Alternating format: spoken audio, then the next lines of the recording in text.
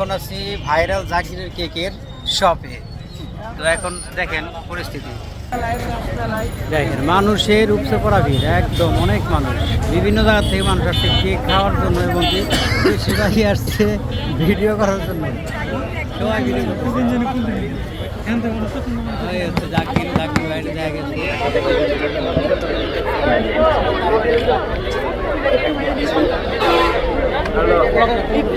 দেখার কোনো লাইন নাই, ফোনে দেন, ফোনে কাছ থেকে দেওয়া হচ্ছে না।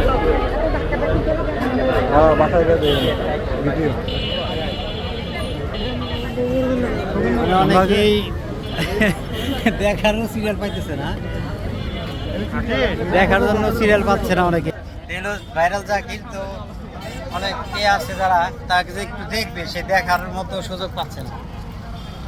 তো আমরা আসছিলাম একটা কাজে, তো সেই সব দিকে আসছি। দেখেন